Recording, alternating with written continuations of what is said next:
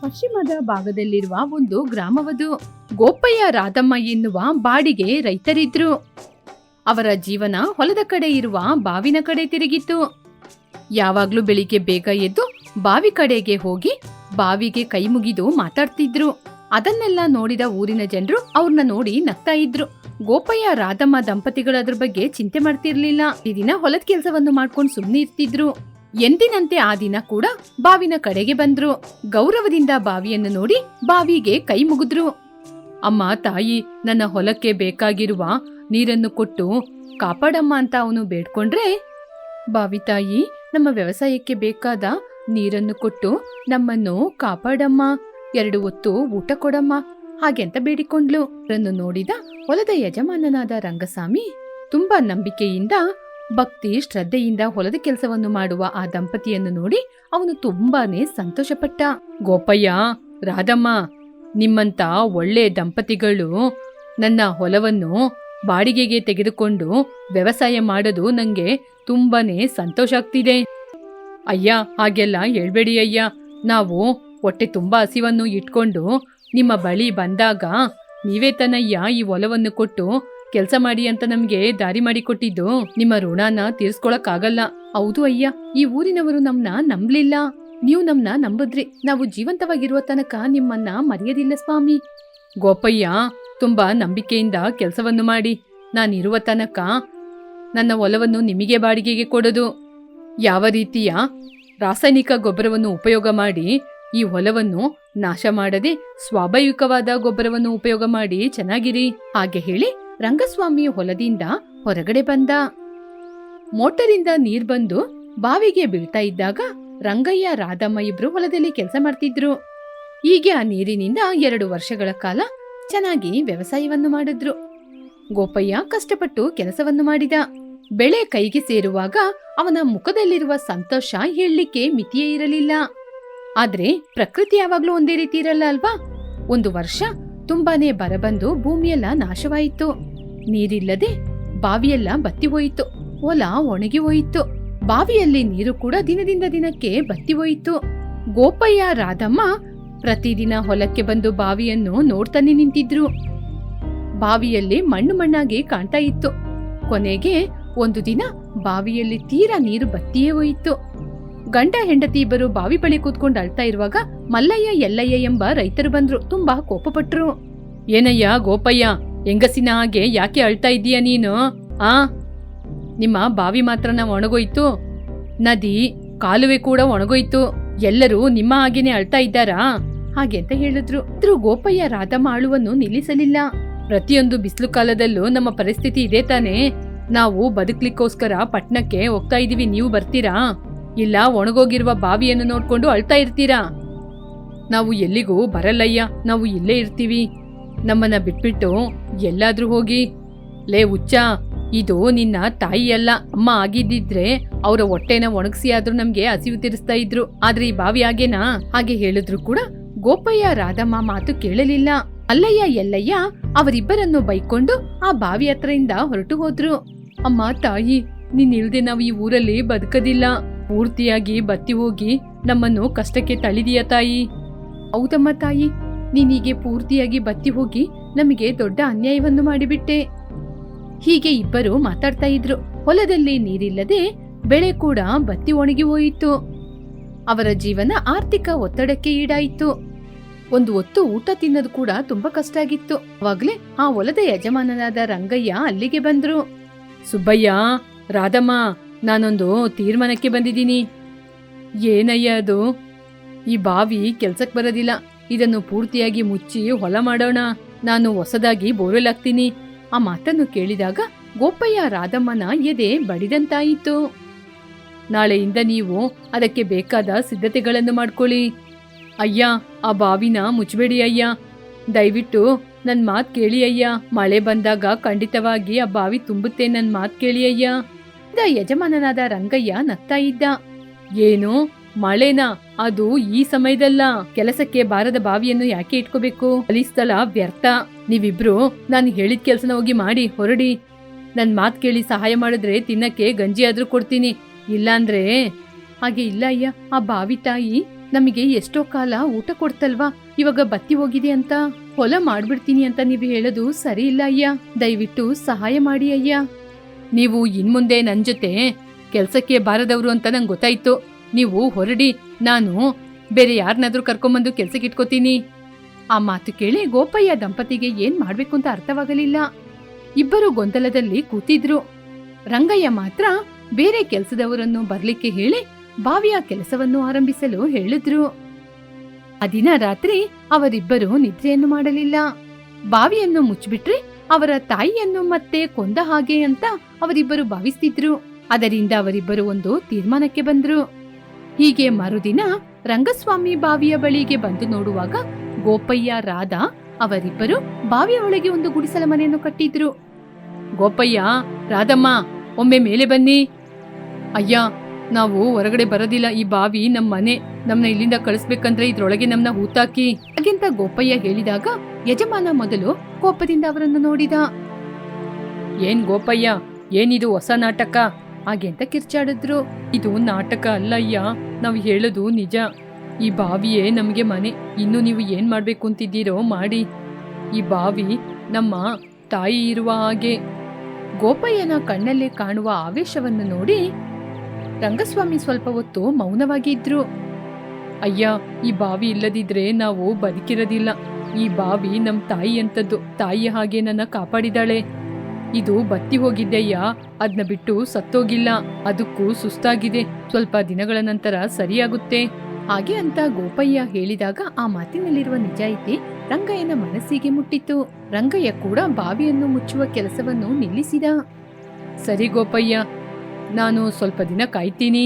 ಆನಂತರ ನಾನು ತೀರ್ಮಾನ ತಗೋತೀನಿ ಹಾಗೆ ಅಂತ ಹೇಳಿದ.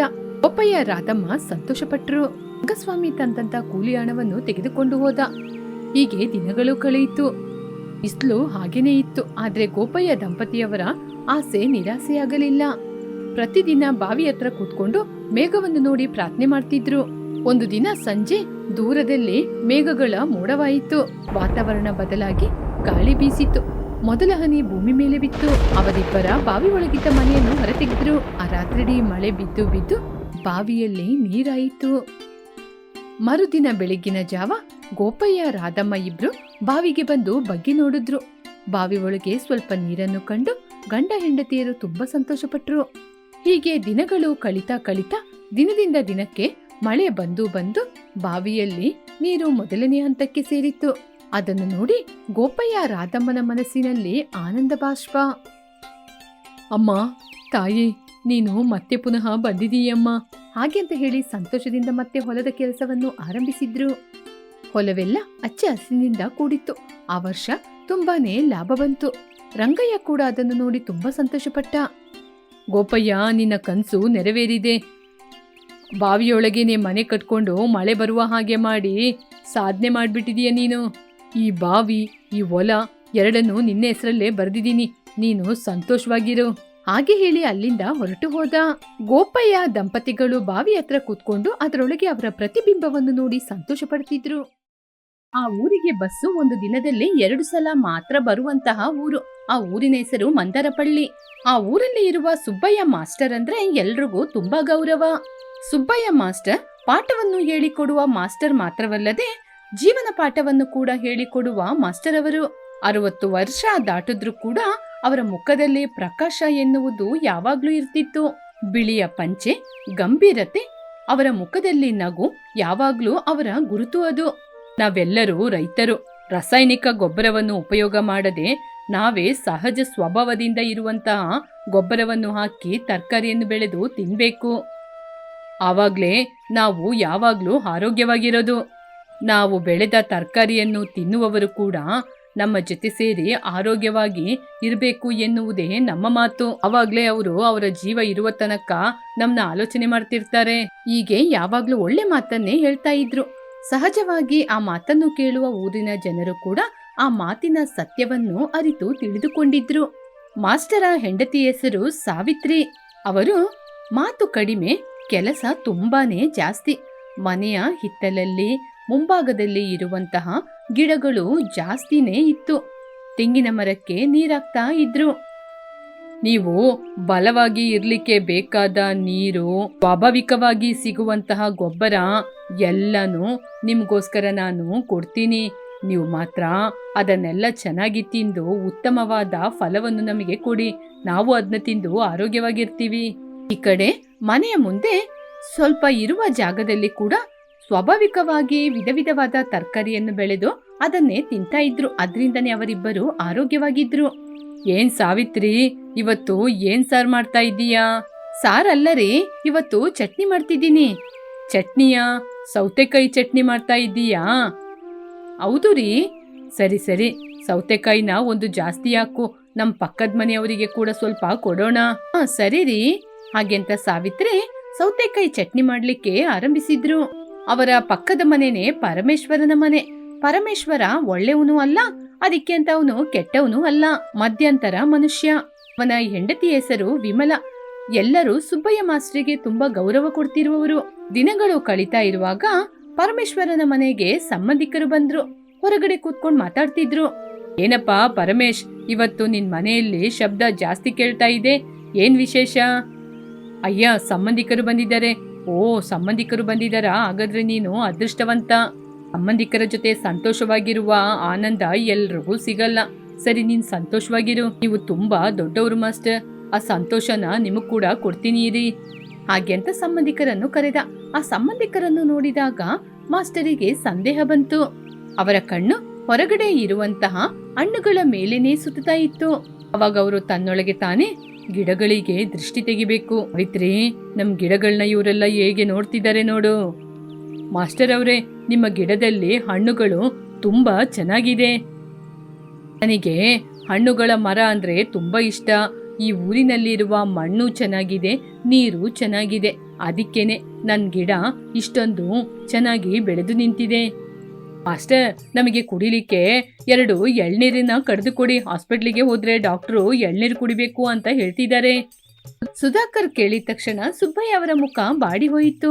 ಗೊಂದಲದಿಂದ ಪಕ್ಕದ ಮನೆಗೆ ಬಂದ ಸಂಬಂಧಿಕರನ್ನು ನೋಡಿ ತನ್ನೊಳಗೆ ತಾನೇ, ಅಯ್ಯಯ್ಯೋ, ಈ ಬಂದ ಸಂಬಂಧಿಕರು ನನ್ನ ತೆಂಗಿನ ಮರಕ್ಕೆ, ಹಣ್ಣುಗಳ ಮರಕ್ಕೆ ಕಣ್ಣು ಹಾಕಿರುವ ಹಾಗೆ ಕಾಣಿಸ್ತಾ ಇದೆ ಅಲ್ವಾ?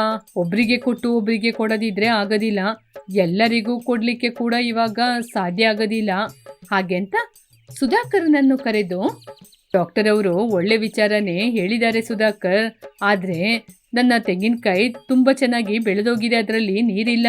ಅರೆ, ಅದೆಲ್ಲ ಪರವಾಗಿಲ್ಲ ಮಾಸ್ಟ್ರೇ, ಅದ್ರೊಳಗಿರುವ ತೆಂಗಿನಕಾಯಿ ರುಚಿಯಾಗಿರುತ್ತೆ. ನಾವೆಲ್ಲರೂ ಸುಮಾರು 8 ಜನ ಇದ್ದೀವಿ. ಎಲ್ರಿಗೂ ಕೊಡಿ, ನಿಮ್ಮ ಹೆಸರು ಹೇಳ್ಕೊಂಡು ತಿನ್ಕೊಂಡೋಗ್ತೀವಿ. ಹಾಗೆ ಬಂದವರು ಹೇಳಿದ ತಕ್ಷಣ, ಬಂದವರಿಗೆ ಕೊಡ್ಲಿಕ್ಕೆ ಏನು ಬೇಜಾರಿಲ್ಲ. 2ನೇ ತೆಂಗಿನಕಾಯಿನ ದೇವರಿಗೆ ಕೊಡ್ತೀವಿ ಅಂತ ಬೇಡ್ಕೊಂಡಿದೀವಿ, ಅದಕ್ಕೆ ನಿಮ್ಗೆ ಕೊಡ್ಲಿಕ್ಕೆ ಆಗ್ತಿಲ್ಲ. ಹೇಗೂ ಇಲ್ಲಿಂದ ಹೊರಡ್ತೀರಲ್ವಾ, ಬಸ್ ಸ್ಟ್ಯಾಂಡ್ ಅಲ್ಲಿ ಒಬ್ಬ ಕೂತ್ಕೊಂಡು ಎಳ್ನೀರ್ ಮಾರ್ತಾ ಇರ್ತಾನೆ, ಅವನ ಜೊತೆ ಕೇಳಿ ಕುಡ್ಕೊಳ್ಳಿ. ಹಾಗೆ ಅಂತ ಸುಬ್ಬಯ್ಯ ಮಾಸ್ಟರ್ ಹೇಳಿದಾಗ ಅವರಿಗೆ ತೆಂಗಿನಕಾಯಿ ಕೊಡ್ಲಿಕ್ಕೆ ಮನ್ಸಿಲ್ಲ ಅಂತ ಅವರು ಅರ್ಥ ಮಾಡಿಕೊಂಡ್ರು. ಅವಾಗ ಗೋಪಾಲನ ಹೆಂಡತಿಯಾದ ಕಮಲ, ಕನಿಷ್ಠ ಈ ಸೀಬೆ ಹಣ್ಣಾದ್ರೂ ಕುಯ್ದು ಕೊಡಿ. ಅಯ್ಯೋ, ಕುಯ್ದು ಕೊಡ್ಲಿಕ್ಕೆ ಏನಮ್ಮ ಕಷ್ಟ, ನನಗೆ ಯಾವ ಕಷ್ಟನೂ ಇಲ್ಲ. ಆದ್ರೆ ಇವಾಗ ಹುಳಗಳು ಜಾಸ್ತಿ ಆಗಿದೆ, ಅದನ್ನ ಕುಯ್ದು ಕೊಟ್ರೆ ನೀವು ನನ್ನ ಬೈತೀರಾ, ಅದ್ ನಂಗೆ ಇಷ್ಟ ಇಲ್ಲ, ಅದರಿಂದ ಆ ಹಣ್ಣನ್ನು ಕೊಡಲ್ಲ. ಹಾಗೆ ಅಂತ ಹೇಳಿದ್ರು. ಅವಾಗ ಸಾವಿತ್ರಿಯಮ್ಮ ಸೀಬೆ ಹಣ್ಣನ್ನು ಕುಯ್ದು ಕೊಟ್ರು. ಅವರು ಕೂಡ ತಿಂದು ಹೋದ್ರು. ಸುಬ್ಬಯ್ಯನಿಗೆ ಕೋಪ ಬಂತು. ಹೀಗೆ ಆ ದಿನ ರಾತ್ರಿ 12 ಗಂಟೆ ಎಲ್ಲರೂ ನಿದ್ರೆ ಮಾಡ್ತಾ ಇದ್ರು. ಸುಬ್ಬಯ್ಯ, ಸಾವಿತ್ರಿ ಕೂಡ ನಿದ್ರೆ ಮಾಡ್ತಿದ್ರು. ಆವಾಗ ಪಕ್ಕದ ಮನೆಗೆ ಬಂದಂತಹ ನೆಂಟರೆಲ್ಲ ನಿಧಾನವಾಗಿ ಅವರ ತೋಟದೊಳಗೆ ಬಂದ್ರು. ಸುಧಾಕರ್ ತೆಂಗಿನಕಾಯಿಯನ್ನು ಕುಯ್ದ, ಕಮಲ ಸೀಬೆ ಹಣ್ಣನ್ನು ಕುಯ್ದ್ಲು, ಗೋಪಾಲ ಮಾವಿನ ಹಣ್ಣು, ಇಷ್ಟಕ್ಕೂ ವೈದೇಹಿ ದಾಳಿಂಬೆ ಹಣ್ಣನ್ನು ಕುಯ್ದ್ಲು. ಇದೆಲ್ಲವೂ ನಿಧಾನವಾಗಿ ನಡೆಯಿತು. ಮರಗಳು ಮಾತ್ರ ಎಲ್ಲವನ್ನೂ ನೋಡಿತ್ತು. ಯಾಕೆಂದ್ರೆ ಅವುಗಳು ಮಾತಾಡಲ್ಲ ಅಲ್ವಾ. ಬೆಳಗ್ಗಿನ ಜಾವ ಸುಬ್ಬಯ್ಯ ಮಾಸ್ಟರ್ ಬೆಳಿಗ್ಗೆ ಎದ್ದು ಮನೆಯ ಹೊರಗಡೆ ಬಂದ್ರು. ಮರಗಳನ್ನು ನೋಡಿದ ತಕ್ಷಣ ಅವರಿಗೆ ಎದೆ ಬಡಿದಂತಾಯಿತು. ತೆಂಗಿನ ಮರದಲ್ಲಿ ತೆಂಗಿನಕಾಯಿ ಇಲ್ಲ, ಮಾವಿನ ಮರದಲ್ಲಿ ಮಾವಿನಕಾಯಿ ಇಲ್ಲ, ಉಳಿದ ಮರಗಳಲ್ಲಿ ಕೂಡ ಎಲ್ಲ ಮರಗಳಂತೇನೆ. ಗೊಂದಲದಿಂದ ಸಾವಿತ್ರಿ ಸಾವಿತ್ರಿ ಹಾಗೆ ಅಂತ ಜೋರಾಗಿ ಕರೆದ್ರು. ಸಾವಿತ್ರಿ ಕೂಡ ವೇಗವಾಗಿ ಬಂದು ಗಿಡವನ್ನು ನೋಡಿ ಕಣ್ಣೀರು ಹಾಕಿದ್ರು. ಇದೆಲ್ಲವೂ ಪರಮೇಶ್ವರನ ಮನೆಗೆ ಬಂದ ಸಂಬಂಧಿಕರ ಕೆಲ್ಸಾನೇ. ಹಾಗೆ ಅಂತ ಕೋಪದಿಂದ ಪರಮೇಶ್ವರನ ಮನೆಗೆ ಬಂದ್ರು. ಮನೆಗೆ ಬಂದ ಸಂಬಂಧಿಕರು ನಿನ್ನೆ ರಾತ್ರಿ ನನ್ನ ತೋಟಕ್ಕೆ ಬಂದ್ರಾ? ಹಾಗೆ ಅಂತ ಕೇಳ್ತಾ ಇದ್ದಾಗ ಅವರೆಲ್ಲರೂ ಮನೆಯಿಂದ ಹೊರಗಡೆ ಬಂದ್ರು. ನಮಗೆ ಅದರ ಅವಶ್ಯಕತೆ ಏನಿತ್ತು ಮಾಸ್ಟರೇ? ಹಾಗೆ ಅಂತ ಅವರೆಲ್ಲರೂ ಮಾತಾಡ್ತಾ ಮಾತಾಡ್ತಾ ಮಾತು ಜೋರಾಯಿತು. ಪರಮೇಶ್ವರ್ ಮೌನವಾಗಿದ್ದ. ಆ ದಿನ ರಾತ್ರಿ ಸುಬ್ಬಯ್ಯ ನಿದ್ರೆ ಮಾಡಲಿಲ್ಲ. ಮಾವಿನ ತೋಪಿನ ಬಳಿ ಮಾವಿನ ತೋಪಿನ ಮರದ ಹಿಂದೆ ನಿಂತಿದ್ದ. ಇವತ್ತು ಆ ಕಳ್ಳರು ನನ್ನ ಮನೆ ಹತ್ರ ಬರ್ಲಿ, ಅವ್ರೀಚೆ ಬಂದ್ರೆ ಅವ್ರ ಕೈಯಿಂದ ಹಣವನ್ನು ವಸೂಲಿ ಮಾಡ್ತೀನಿ. ಅರ್ಧರಾತ್ರಿ ಮತ್ತೆ ಕತ್ತಲಲ್ಲಿ ಶಬ್ದ. ಸುಬ್ಬಯ್ಯ ಒಂದೇ ಸಲ ಟಾರ್ಚ್ ಅನ್ನು ಹಾಕಿದ್ರು. ಅವರ ಎದುರಲ್ಲಿ ಪರಮೇಶ್ವರನ ಮನೆಗೆ ಬಂದ ಸಂಬಂಧಿಕರು ಅವರನ್ನು ಹಿಡ್ಕೊಂಡ್ರು. ಆದ್ರೆ ಅವರು ಮಾತಿನಲ್ಲಿ ಚಾಣಕ್ಯರು, ಮಾತಿಗೆ ಮಾತು ಕೊಟ್ಟು ತಪ್ಪಿಸ್ಕೊಂಡ್ರು. ಹೀಗೆ ಅಂದಿನಿಂದ ಆ ಮೇಷ್ಟ್ರು ರಾತ್ರಿಯಲ್ಲಿ ನಿದ್ರೆ ಮಾಡದೆ ಯಾವಾಗ ನೋಡಿದ್ರು ಆ ಸಂಬಂಧಿಕರು ಬಂದು ಏನಾದ್ರೂ ಮಾಡ್ಬಿಡ್ಬೋದು ಅಂತ ಯಾವಾಗ್ಲೂ ನಿದ್ರೆ ಮಾಡದೆ ಹೊರಗಡೆ ಬರ್ತಿದ್ರು. ಅದನ್ನು ನೋಡಿ ಸಾವಿತ್ರಿ ದುಃಖಪಟ್ಲು. ನಿದ್ದೆ ಮಾಡ್ಬೇಡ ಸಾವಿತ್ರಿ, ನಮ್ಮ ನಿಜಾಯಿತಿಯೇ ಇವತ್ತು ನಮಗೆ ಬಲಹೀನವಾಗಿದೆ ಹಾಗೆ ಅಂತ ದುಃಖಪಟ್ರು. ಪರಮೇಶ್ವರನ ಮನೆಗೆ ಬಂದ ಸಂಬಂಧಿಕರು ಮಾತ್ರ ತುಂಬಾ ಸಂತೋಷದಲ್ಲಿದ್ರು. ಅವರಿಗೆ ಯಾವಾಗ ಬೇಕೋ ಆವಾಗ ಹಣ್ಣನ್ನು ಬಂದು ಕುಯ್ದು ತಿಂತಾ ಇದ್ರು. ಯಾವಾಗ್ಲೂ ಊರೊಳಗೆ ಗಂಭೀರದಿಂದ ಸುತ್ತಾಡುವ ಮೇಷ್ಟ್ರು ಊರೊಳಗೆ ಕಾಣ್ತಾ ಇಲ್ಲ ಅಂತ ಊರಿನವರೆಲ್ಲ ಮನೆಗೆ ಬಂದ್ರು. ಎಲ್ಲರೂ ವಿಷಯವನ್ನು ತಿಳ್ಕೊಂಡು ಪರಮೇಶ್ವರನ ಮನೆಗೆ ಬಂದ ಸಂಬಂಧಿಕರಿಗೆ ಎಚ್ಚರಿಕೆ ಕೊಟ್ರು. ಅವರು ಕೂಡ ಜನರ ಮಾತಿಗೆ ಒಪ್ಪಿ ಹಣವನ್ನು ಕೊಟ್ರು. ಇಲ್ಲಿ ನೋಡ್ರಪ್ಪ, ಇನ್ ಮುಂದೆ ಎಚ್ಚರಿಕೆಯಿಂದ ಇರಿ. ಸಂಬಂಧಿಕರು ಅಂತ ಇನ್ ಮುಂದೆ ಈ ಊರೊಳಗೆ ಬಂದ್ರೆ ಆಮೇಲೆ ನಿಮ್ನ ನಾವು ಸುಮ್ಮನೆ ಬಿಡೋದಿಲ್ಲ. ಪರಮೇಶ ಸುಬ್ಬಯ್ಯನ ಕಾಲಿಗೆ ಬಿದ್ದ. ಅಯ್ಯ, ನನ್ನನ್ನು ಕ್ಷಮಿಸಿ ಅಯ್ಯ. ಇಲ್ಲಿ ನೋಡಪ್ಪ, ನಿನ್ ಮೇಲೆ ಇದ್ದ ನಂಬಿಕೆನ ಕಳ್ಕೊಂಡಿದೀಯ. ಆ ನಂಬಿಕೆ ಮತ್ತೆ ಬರ್ಬೇಕಂದ್ರೆ ತುಂಬಾ ಸಮಯ ಬೇಕಾಗಿದೆ. ಹೀಗೆ ಒಂದು ಮಾತೇಳಿ ಎಲ್ಲರೂ ಹೊರಟೋದ್ರು. ಸ್ವಲ್ಪ ದಿನಗಳ ನಂತರ ಪರಮೇಶ್ವರ ಮೇಷ್ಟ್ರು ಅವರ ಮನೆಗೆ ತಡೆಗೋಡೆಯನ್ನು ಹಾಕಿದ್ರು. ಇನ್ನು ಹೊಸ ಹೂಗಳು ಬಂದು ಹಣ್ಣುಗಳು ಕೂಡ ಬೆಳೆಯಲಾರಂಭಿಸಿತ್ತು. ಸುಬ್ಬಯ್ಯ ಮೇಷ್ಟ್ರು ಮನೆಯಿಂದ ಹೊರಗಡೆ ಬಂದ್ರು. ಮರಗಳನ್ನು ಪ್ರೀತಿಯಿಂದ ನೋಡ್ತಾ ಇರುವಾಗ ಸಾವಿತ್ರಮ್ಮ ಬಂದ್ರು. ಹಣ್ಣುಗಳನ್ನ ನೋಡಿ ಭಯ ಆಗ್ತಿದ್ಯಾ? ಇನ್ ಮುಂದೆ ನಾನು ಭಯಪಡೋದಿಲ್ಲ ಸಾವಿತ್ರಿ. ಯಾಕೆಂದ್ರೆ ಹಣ್ಣುಗಳನ್ನು ಕಳ್ಳತನ ಮಾಡ್ಬೋದು, ನಿಜವನ್ನು ಕಳ್ಳತನ ಮಾಡಲು ಸಾಧ್ಯವಿಲ್ಲ. ಅದರ ಜೊತೆಗೆ ನಾವು ಕೂಡ ಎಚ್ಚರಿಕೆಯಿಂದ ಹೇಗೆ ಜೀವನ ಮಾಡೋದು ಅಂತ ಕಲ್ತ್ಕೊಂಡು ಇನ್ ಮುಂದೆ ಜೀವನ ಮಾಡಬೇಕು. ಹಾಗೆ ಅಂದುಕೊಂಡು ಎಂದಿನಂತೆ ಗಿಡ ಮರಗಳನ್ನು ಬೆಳೆಸುತ್ತಾ ಸಂತೋಷವಾಗಿ ಜೀವನವನ್ನು ಮಾಡ್ತಾ ಇದ್ರು.